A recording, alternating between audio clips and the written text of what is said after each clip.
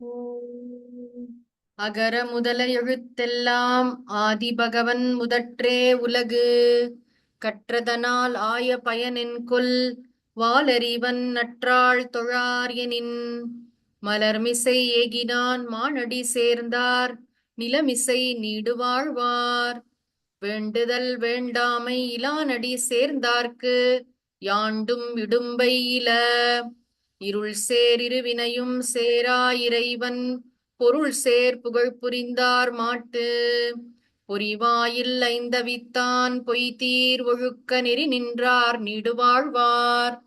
தனக்குவமை இல்லாதான் தாழ் சேர்ந்தார் கல்லால் மனக்கவலை மாற்றலரிது. அறவாழி அந்தணன் தாழ் சேர்ந்தார் கல்லால் பிறவாழி நீந்தலரிது. கோளில் பொறியில் குணமிலவே எண் குணத்தான் தாளை வணங்காத்தலை. பிறவிப் பெருங்கடல் நீந்துவர் நீந்தார் இறைவனடி சேராதார். ஓம். உலக முதல்வனை வாலறிவனை மலர்மிசை ஏகியவன் தன்னை. வேண்டுதல் வேண்டாமை இல்லாத இறைவனை பொறிவாயில் ஐந்தவித்தான் தன்னை. தனக்குவமை இல்லாத அறவாழி அந்தணனை எண்குண இறைவனை போற்றி. அமைதியான ஆனந்த ஆன்மவித்தை அருளும் ஓங்கார குருநாதர் மலர்பாதம் தலைமேற்கொள்வாம். ஓம். அனைவருக்கும் வணக்கம்.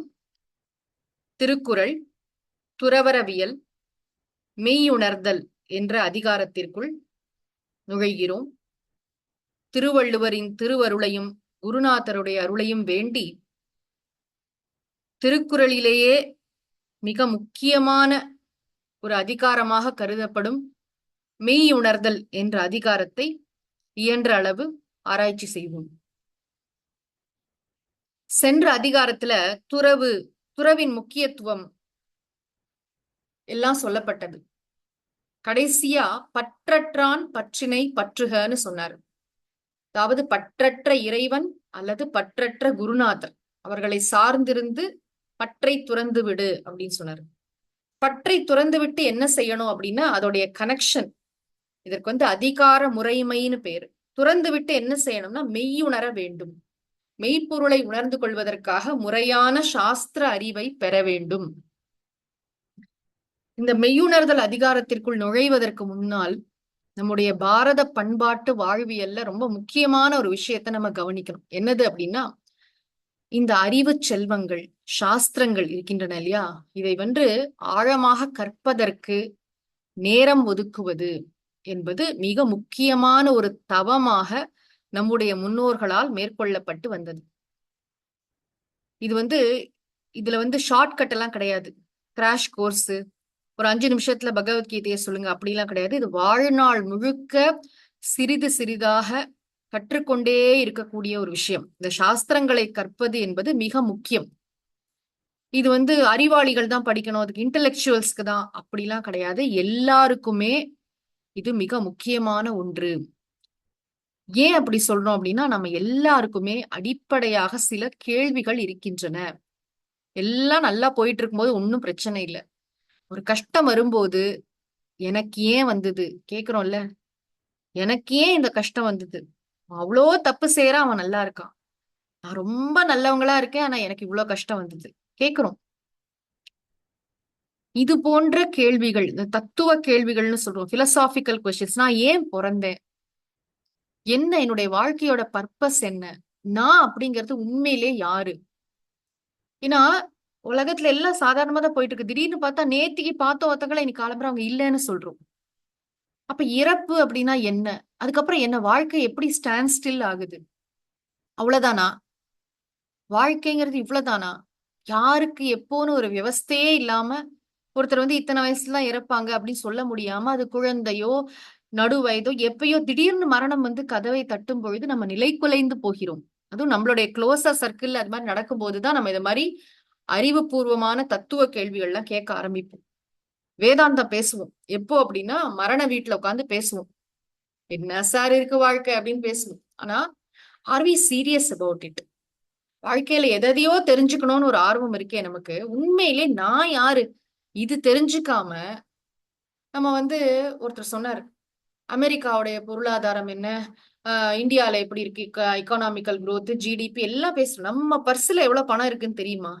நம்ம கிட்ட இன்னைக்கு காலையில என்ன வச்சோம் பர்ஸ்லன்னு அது தெரியல நமக்கு வந்து. அதெல்லாம் ஜிபே பார்க்கணும் அப்படிங்கிறோம் வந்து. அப்போ உலகத்துல எல்லா விஷயங்களையும் தெரிஞ்சுக்கலாம். நம்ம சயின்ஸ்ல தெரிஞ்சுக்கலாம், ஆர்ட்ல தெரிஞ்சுக்கலாம், நம்மளோட ப்ரொஃபஷன்ல நம்ம ஒரு பெரிய ஒரு முன்னோடியா எக்ஸ்பர்ட்டா இருக்கலாம். எல்லாத்தையும் பத்தி எனக்கு ரொம்ப அழகா இதெல்லாம் ஹேண்டில் பண்ணுவேன், அதை ஹேண்டில் பண்ணுவேன், எல்லாம் சரி. ஆனா நான் யாரு? உண்மையிலே நான் யாரு? இந்த உலகம்ங்கிறது என்ன? இந்த உலகம் எப்போது தோன்றியது? இந்த உலகம் எத்தனை நாள் இருக்கும்? இந்த உலகத்தை படைச்சது யாரு? இந்த உலகம் வந்து உண்மைதானா? ஏன்னா நான் தூங்கும் பொழுது பாத்தீங்கன்னா எதுவுமே தெரியல எனக்கு. திடீர்னு முழிச்சுக்கிறேன். அப்புறம் எல்லாம் அப்படியே கனெக்ட் ஆகுது. இந்த உலகம், உலகத்தின் உண்மைத்தன்மை என்ன? நான் அப்படிங்கிறது உண்மையிலே யாரு? நான் இந்த உடம்பா? நான்கிறது இந்த மனசா?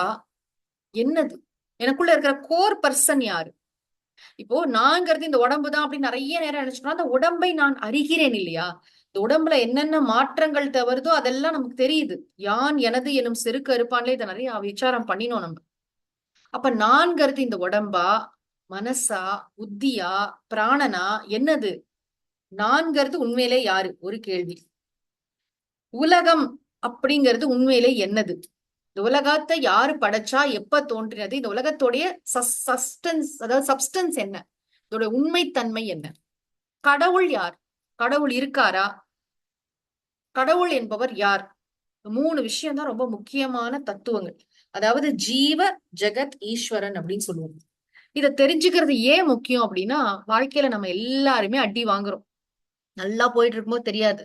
ஆனா வாழ்க்கையை புரட்டி போடும் பொழுது, அது வந்து பொருளாதார பிரச்சனையோ, உறவு பிரச்சனையோ, ஏதோ வியாதியோ, என்ன பிரச்சனை வந்தாலும் அப்படியே நிலை குலைந்து போகும் பொழுது, இந்த தத்துவ கேள்விகளுக்கெல்லாம் ஒரு மாரி நமக்கு பதில் தெரிஞ்சதுன்னா, தெளிவாக தெரிந்தது என்று சொன்னால், அதை ஏற்றுக்கொள்கின்ற ஒரு பக்குவம் வரும்.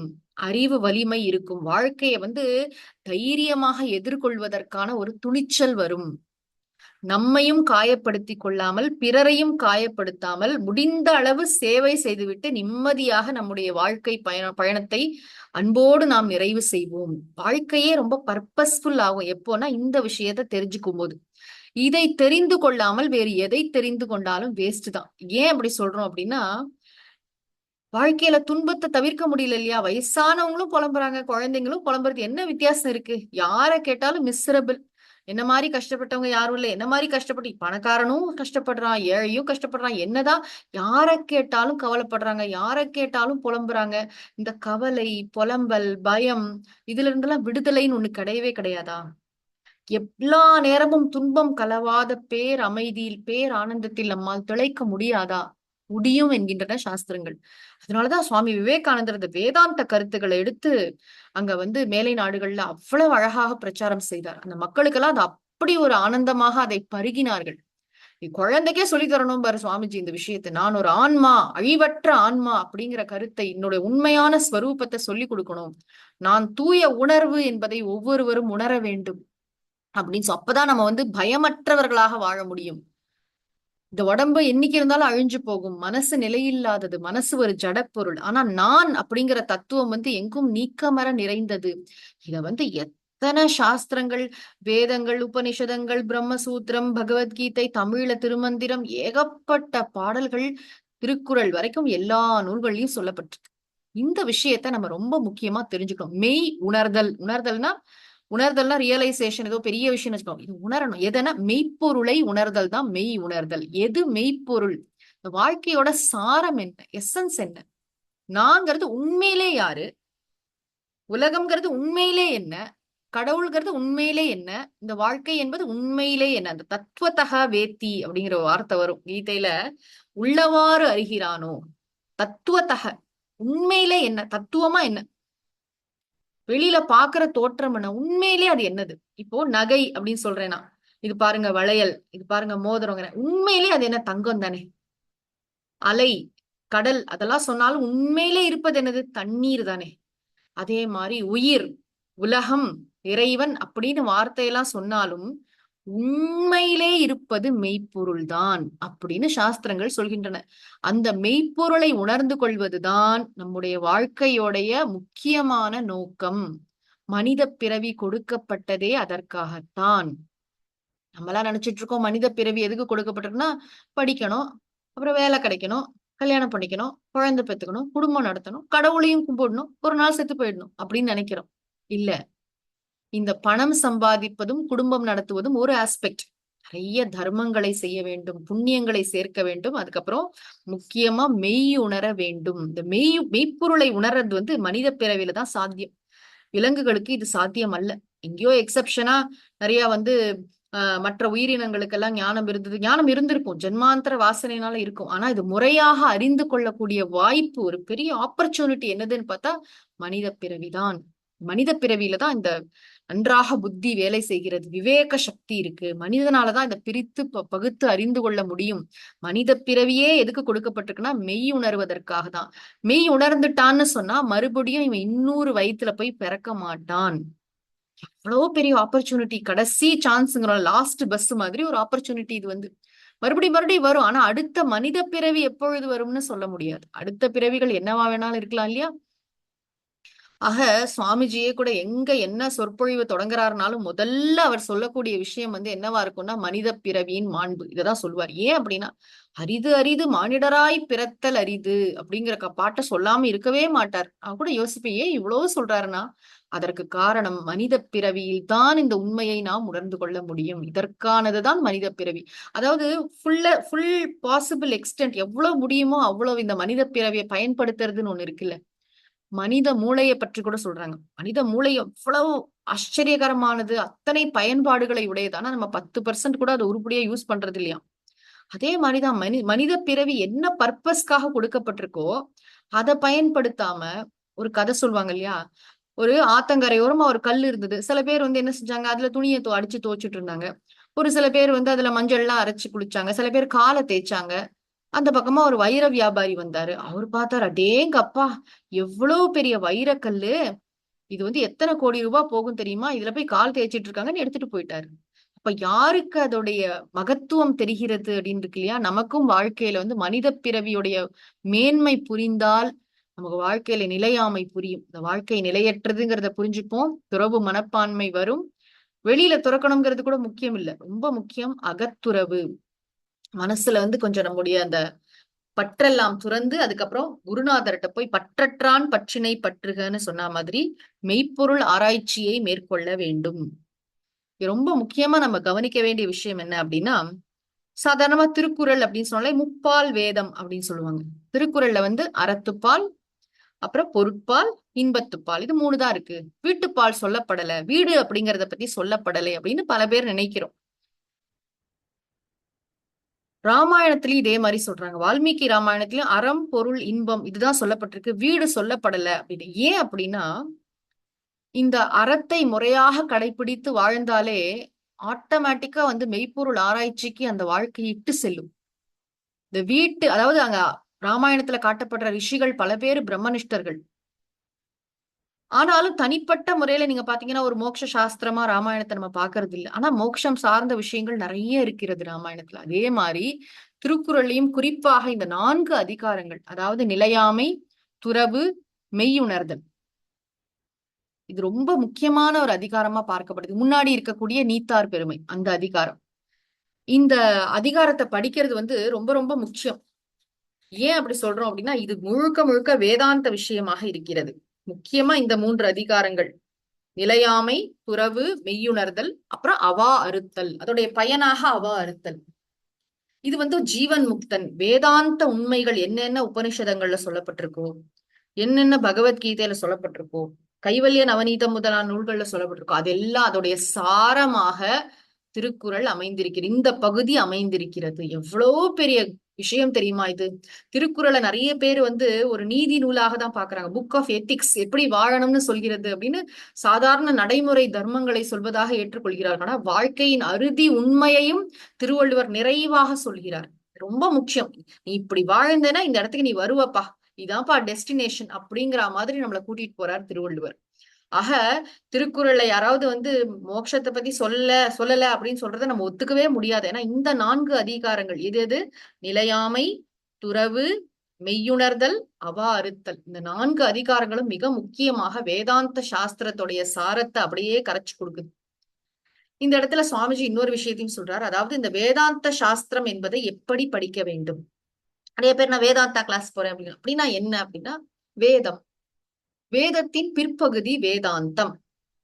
வேதாந்தம்னு சொன்னா முக்கியமா உபனிஷதங்கள், அப்புறம் பகவத்கீதை, பிரம்மசூத்திரம், இது போன்ற நூல்களை இப்ப எல்லாம் நெட்ல நிறைய கிடைக்குது, புக்ஸா கிடைக்குது, நிறைய யூடியூப் வீடியோஸ் வருகிறது, நிறைய வந்து இப்ப நம்மளே யூடியூப்ல தான் பேசிட்டு இருக்கோம், நிறைய இருக்கு. ஆனாலும் இது எப்படி படிக்கணும்னு ஒரு முறை இருக்கு, ஒரு மெத்தடாலஜி இருக்கு. என்ன மெத்தடாலஜினா, குரு முகமாகத்தான் கற்க வேண்டும். வேதாந்தத்தை மட்டும் ஒரு குரு கிட்ட போய் முறையா, அது ஆன்லைன்ல கூட படிக்கலாம், ஆனா இவர் தான் குரு, இவர்கிட்ட தான் படிக்கிறேன்னு ஒரு சம்பிரதாயம் இருக்கணும். ரொம்ப முக்கியமான விஷயம் நான் சொல்றது வந்து. அதனாலதான் திருவள்ளுவர் என்ன பண்றாரு அப்படின்னா, அந்த மெய்யுணர்தல் அதிகாரத்துல ரொம்ப முறையான சாஸ்திரம் இதை பத்தி சொல்லல, மெய்யுணர்தலுடைய பெருமையை தான் நிறைய சொல்லியிருக்காரு. மெய்யுணர வேண்டிய அவசியத்தை சொல்லியிருக்கார், மெய்யுணர்வின் பெருமையை சொல்லியிருக்காரு, தவிர டைரக்டா மெய்ப்பொருள் ஆராய்ச்சி இப்படித்தான் இருக்குங்கிற விஷயத்த அவர் சொல்லல. ஏன் அப்படின்னா, இது குருமுகமாக அறிந்து கொள்ள வேண்டிய வித்தை. எத்தனை புஸ்தகம் படிச்சாலும், முண்டகோபனிஷத் புக்கு படிக்கலாம், புக்கு படிக்கிறதுங்கிறது ஒண்ணு, லெக்சர் கேட்கறதுங்கிறது கூட ஒண்ணு. ஆனாலும் ஒருவரை குருவாக ஏற்றுக்கொண்டு அவரிடத்தில் தொடர்ந்து பல வருடங்கள் சாஸ்திரங்களை கேட்கும் பொழுதுதான் அது படிப்படியா கட்டடம் கட்டி சொல்றதும்பாரு சுவாமிஜி. அது போன்று படித்தால்தான் இந்த சாஸ்திரம் உண்மையிலேயே பலன் தரும். இதற்கு ஞான யோக சாதனை என்று பெயர். ஞான யோகம் என்று சொன்னால் அதுல 3 விஷயம் இருக்கு. ஒண்ணு வந்து ஸ்ரவணம். ஸ்ரவணம்னு சொன்னா கேட்டல். கேட்டல்னு சும்மா காதால கேட்கறது இல்ல, குரு முகமாக கவனித்து உள்வாங்குதல். நோட்ஸ் எழுதுறது, முக்கியமா அந்த ஸ்லோகங்கள்லாம் மனப்பாடம் பண்றது, சீரியஸா அதுக்குன்னு ஒரு நாளைக்கு 1 மணி நேரம் 2 மணி நேரமாவது டைம் கொடுத்து படிக்கிறது. ஆசிரமங்கள்லாம் பார்த்தா 8 மணி நேரம் 10 மணி நேரம் படிப்பாங்க சாஸ்திரங்கள். மாத்தி மாத்தி எத்தனையோ நூல்கள் இருக்கு. வேதாந்த முக்கிய நூல்கள், துணை நூல்கள், சார்பு நூல்கள்னு சொல்லுவோம், பிரகரண கிரந்தம். இப்ப வந்து அத்வைத மகரந்தம், விவேக சூடாமணி, சாதன பஞ்சகம், தமிழ்லயும் நிறைய இருக்கு இது மாதிரி நூல்கள்லாம். கைவல்ய நவநீதம், இந்த மாதிரி நூல்கள் எல்லாம் படிக்கிறது முறையா குருமுகமாக. அதாவது குரு கிட்டதான் அந்த சாவி இருக்கு. எப்படி எந்த வார்த்தைகளை சொன்னா இது நம்ம புரிஞ்சு போகணும். இங்க ஒண்ணும் மேஜிக் கிடையாது, இதை செஞ்சு நீ தியானம் பண்ணனா இது ஒரு அப்படி கிடையாது. இருக்கிற உண்மைய சொற்களின் மூலமாகத்தான் விளக்க முடியும். ஒரு விஷயம் என்னன்னா, மெய்ப்பொருள்னு நம்ம சொல்லும் பொழுது அது ஒரு ஆப்ஜெக்ட் கிடையாது, அது ஒரு புறத்துல இருக்கிற ஒரு பொருள் இல்ல. அந்த மெய்ப்பொருளை வந்து சொற்களால விளக்கவே முடியாது. சொற்களால விளக்க முடியாத மெய்ப்பொருளை சொற்களை முரண்படுத்துவதன் மூலம் எப்படியோ நமக்கு புரிய வைப்பாங்க. ஒரு பெரிய சயின்ஸ் இருக்கு. அதாவது அந்த சொற்களை கையாளுகின்ற முறை வந்து குருவுக்கு தான் தெரியும். இது வந்து பரம்பரையா குருநாதர் வந்து பொறுமையாக நமக்கு கற்றுக் கொடுப்பார். இதுக்கு ஸ்ரவணம்னு பேரு. ஸ்ரவணம் என்பது தொடர்ந்து நாம் குருமுகமாக சாஸ்திரங்களை கேட்பது. அதுக்கு ஒரு ஸ்ரத்த வேணும். நான் ஒரு நாள் கிளாஸ் போவேன், ஒரு நாள் போக மாட்டேன் அப்படி இல்ல. தொடர்ச்சியா பல வருடங்கள் படித்தா நிச்சயமாக மனதில் இது பெரிய மாற்றத்தை தரும் என்பதில் சந்தேகம் இல்லை. சாமிஜி சொல்வார், அறிவு வலிமை மன வலிமையாக மாறும், வாழ்க்கையை நாம் பார்க்கின்ற பார்வையே மாறும். இது ஒரு ஸ்டெப். அடுத்த ஸ்டெப் என்னன்னு பார்த்தா மனனம். இப்படி படிக்கும் பொழுது நிறைய சந்தேகங்கள் வரும், நியாயம்தானே? நம்ம ஹிந்து தர்மத்துல ரொம்ப முக்கியமான ஒரு அழகான விஷயம் என்னன்னு கேட்டா, கேள்வி கேட்க அனுமதிக்கும். இப்ப இத பண்ணணுமா வேண்டாமா, கடவுள் இருக்காரா இல்லையா, எந்த கேள்வி வேணாலும், அதாவது மெய்ப்பொருள் ஆராய்ச்சி செய்ய வேண்டுமா வேண்டாமா, அது வரைக்கும் நீங்க கேள்வி கேட்கலாம். நம்முடைய எல்லா சாஸ்திரங்களும் கேள்வி பதில் வடிவில் தான் அமைஞ்சிருக்கு. உரையாடல், டயலாக். சிஷ்யன் கேள்வி கேட்பான், குரு பதில் சொல்வார். அப்படித்தான் எல்லா பெரும்பாலான சாஸ்திரங்கள் அமைந்திருக்கு. ஏன்னா கேள்வி கேட்க என்கரேஜ் பண்றாங்க, தூண்டுறாங்க. ஏன்னா இந்த புத்தி வந்து சும்மா இருக்காது, சந்தேகத்தோடயே நம்ம வாழ முடியாது. கேள்வி கேட்க கூடாது, கத்தி எடுத்து குத்திடுவேன் அப்படி சொல்லாது நம்ம சாஸ்திரம். எவ்வளவு வேணாலும் கேள்வி கேளுப்பா, நான் இருக்கேன் பதில் சொல்ல என்று குரு இருப்பார். எப்படின்னா அதுக்கு ஒரு அழகான உவமை கூட சொல்லுவாங்க கைவல்ய நவநீதத்துல. ஒரு கம்பை வந்து உள்ள நட்டுட்டு இருக்கோம் அப்படின்னு சொன்னா, அந்த கம்பு நல்லா ஸ்ட்ராங்கா இருக்கான்னு இப்படி போய் அசைச்சு பார்ப்போம்ல, அது மாதிரி நாம சரியாதான் புரிஞ்சிட்டு இருக்கோமா அப்படிங்கறத நம்முடைய அண்டர்ஸ்டாண்டிங், அதை வந்து நம்ம அப்பப்ப உரசி பார்க்க வேண்டும். இது ரொம்ப முக்கியம். ஆக இந்த சந்தேகத்தெல்லாமும் குரு கிட்ட தான் போய் கேட்கணும். குரு என்ன செய்வார்னா ரொம்ப லாஜிக்கலா நமக்கு வந்து அதை உணர்த்துவார், நிறைய எக்ஸாம்பிள் சொல்வார், எப்படியோ இந்த விஷயத்தை நமக்கு தெளிவாக புரிய வைப்பார். 3வது ஸ்டெப் என்னன்னா ஸ்ரவணம் மனனம், அதாவது கேட்டல் சிந்தித்தல். 3வது என்னன்னா நிதித்தியாசனம். நிதித்தியாசனம் என்று சொன்னால் தியானித்தல். இப்ப குரு கிட்ட இருந்து இந்த விஷயத்த கேட்டுட்டோம். இதை வந்து ஆழ் மனதுக்கு கொண்டு செல்லக்கூடிய பயிற்சி. ஏன்னா ரொம்ப நாளா நம்மள வந்து பிறந்ததுல இருந்தே நான் இந்த உடம்பு, நான் இந்த மனசு நினைச்சு நினைச்சு நினைச்சு பழகிட்டோம் இல்லையா? இப்ப வந்து நான் ஆன்மா, நான் எல்லையற்றவன், நான் தூய்மையானவன், நான் வந்து அப்பழுக்கற்றவன், நான் உணர்வு, நான் இருப்பு, நான் ஆனந்தம் என்று சாஸ்திரம் சொல்லும் பொழுது அறிவுக்கு புரியும், புத்திக்கு புரியும். ஆனா ஆழ் மனசுக்கு அது போனாதான் அது வேலை செய்யும். அதற்கான பயிற்சி தான் இந்த ஆத்ம தியானம் எனப்படும் நிதித்தியாசனம். இந்த இடத்துல குரு ரொம்ப உதவ முடியாது. நம்மளே அதிகாலையிலும் மாலையிலும் உட்கார்ந்து தியானம் செய்ய வேண்டும். இதற்குன்னு நேரம் கொடுத்து நன்றாக தியானிக்க வேண்டும். ஆக இந்த சிரவணம், மனனம், நிதித்தியாசனம் இது மூன்றையும் முறையாக செய்யறதுதான் மெய்ப்பொருள் ஆராய்ச்சி ஞான யோகம். சரி, இந்த மெய்ப்பொருள் ஆராய்ச்சிக்கு போறதுக்கு முன்னாடி எனக்கு என்ன தகுதி வேணும்? இப்ப ஏதாவது என்ட்ரன்ஸ் எழுதணும், நீட் எக்ஸாம் எழுதிருக்கீங்களா, அதை எழுதிருக்கீங்களா, இதை எழுதிருக்கீங்களா, மத்ததெல்லாம் கேக்குறாங்க. அதே மாதிரி இந்த வேதாந்த சாஸ்திரம் படிப்பதற்கு என்று ஏதாவது தகுதிகள் இருக்கா அப்படின்னு கேட்டா அந்த தகுதிகளையும் சாஸ்திரம் ரொம்ப கருணையோட நமக்கு சொல்லி தருது. முதல் தகுதி என்ன அப்படின்னு கேட்டா விவேகம். நிலையாமை அதிகாரம் படிச்சோமே, அதான் முதல் தகுதி. பாருங்க திருவள்ளுவரோட கனெக்ஷனை பாருங்க, எவ்வளவு சாஸ்திரியமாக சம்பிரதாயமாக இருக்கிறதுன்னு. முதல்ல நமக்கு வந்து நிலையானது எது, நிலையற்றது எது என்பது புரிய வேண்டும். முதல் தகுதி நான் இப்ப சொல்றது வந்து வேதாந்தம் படிப்பதற்குரிய தகுதி. முதல்ல வந்து எனக்கு வந்து நிலையானது எது, நிலையற்றது எது அப்படிங்கிற விவேகம். வாழ்க்கையில வந்து வாழ்க்கை நிலையானதா, இந்த உறவுகள் நிலையானவையா, பணம் நிலையானதா, என்னுடைய உடல் நிலையானதா, அப்படி ஒன்னொன்னா கேள்வி கேட்டா கடைசியில ஒண்ணு புரியும், கடவுள் மட்டுமே நிலையானவர், பாக்கி எல்லாம் நிலையற்றது அப்படிங்கிறது புரியும். ஆக முதல்ல இந்த விவேகம், இந்த பகுத்தறிவு வேண்டும். இதான் உண்மையான பகுத்தறிவு. இந்த பகுத்தறிவு ஸ்ட்ராங்கா இருந்தா என்ன ஆகும்னா, நேச்சுரலி நிலையில்லாததில் பற்றற்ற தன்மை ஏற்படும். கரெக்ட் தானே? நிலையற்றது ஒண்ணுன்னா அதையே நான் புடிச்சுக்கிறேன், அதுக்குதான் துறவுன்னு பேரு. அடுத்த அதிகாரம் வச்சாரு பாத்தீங்களா, நிலையாமை துறவு. என்ன கனெக்ஷன் பாருங்க, விவேகம் வைராகியம் ரெண்டு விஷயத்த சொல்றாரு. ஆக வைராகியம்னு சொன்னா நிலையற்றவற்ற உடணும்னு நினைக்கிறேன், அப்புறம் நிலையான மெய்ப்பொருளை நாடுறேன், அதான் மெய் உணர்தல். மெய் உணர்தல்னா என்ன? நிலையான அந்த மெய் உணர்றதுக்காக ஒரு வேட்கை இருக்கு இல்லையா, முமுக்ஷுத்வம்னு பேரு. முமுக்ஷுத்வம்னா முக்தியை உணரும் இச்சை அப்படின்னு சொல்லுவாங்க. எனக்கு மோட்சம் வேணும், நான் இதுல இருந்து விடுபடணும், நான் இந்த வாழ்க்கை துன்பங்கள்ல இருந்து முழுமையாக விடுபட வேண்டும் என்ற ஆழ்ந்த எண்ணம், தீவிரமான எண்ணத்துக்கு தான் முமுக்ஷுத்வம்னு பேரு.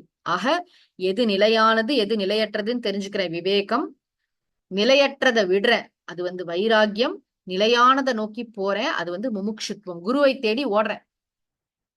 மூன்று சாதனையா, இதுக்கு நடுவுல ஒண்ணு இருக்கு. என்னதுன்னு கேட்டா 6 பண்புகள். சமாதி ஷட்க சம்பத்திகின்னு சொல்லுவாங்க. சமாதி ஷட்க சம்பத்திகி இதெல்லாம் நம்ம கிட்ட இருக்கான்னு ஆராய்ச்சி பண்ணி பாத்துக்கணும்.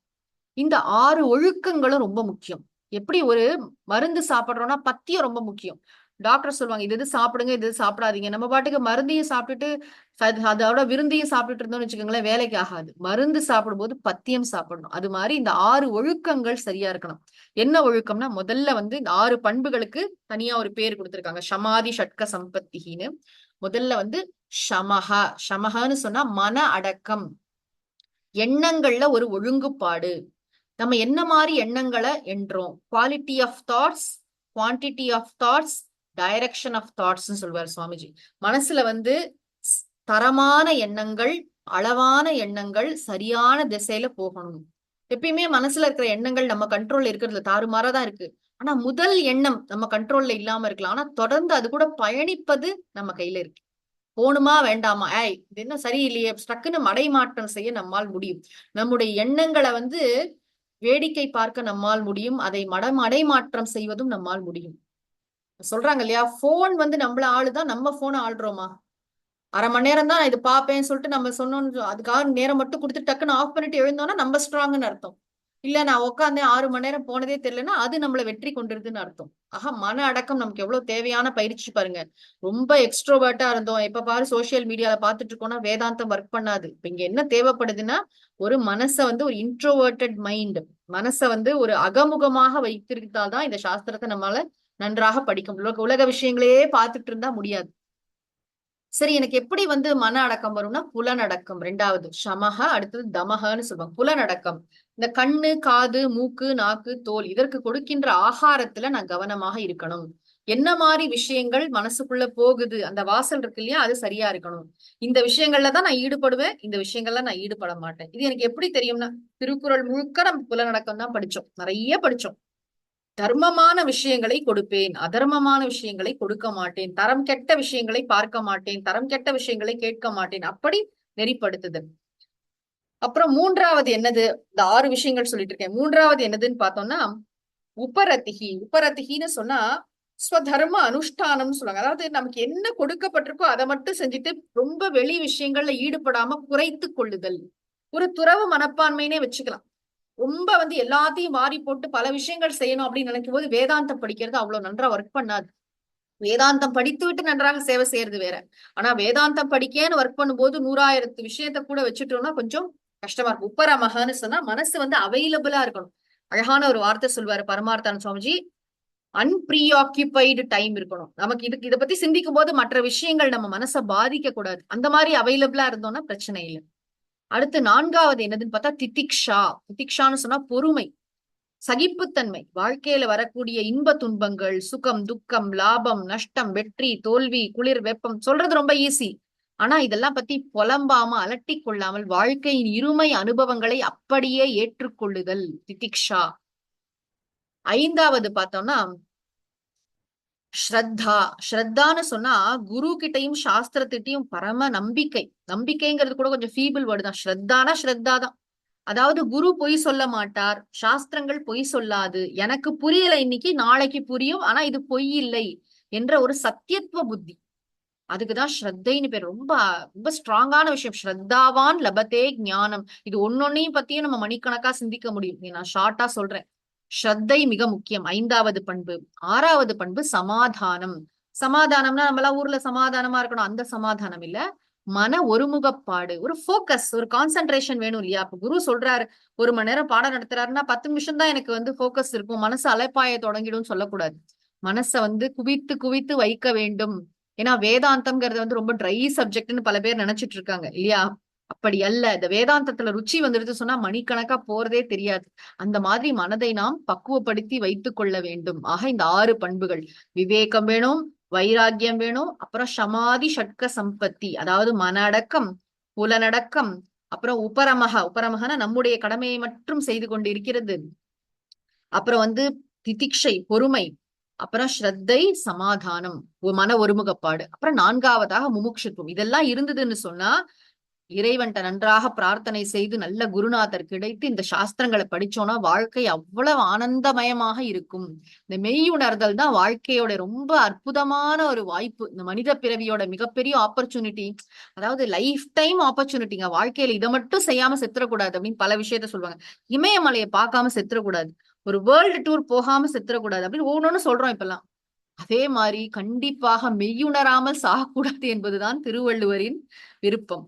ஆக நம்ம தொடர்ந்து இந்த கருத்துக்களை அடுத்த இதுல சிந்திப்போம். இது முகவுரையாக, மெய்யுணர்தல் அதிகாரத்திற்கான ஒரு ஒரு பீடிகையாக, முகவுரையாக இந்த விஷயங்களை நாம் பார்த்திருக்கிறோம்.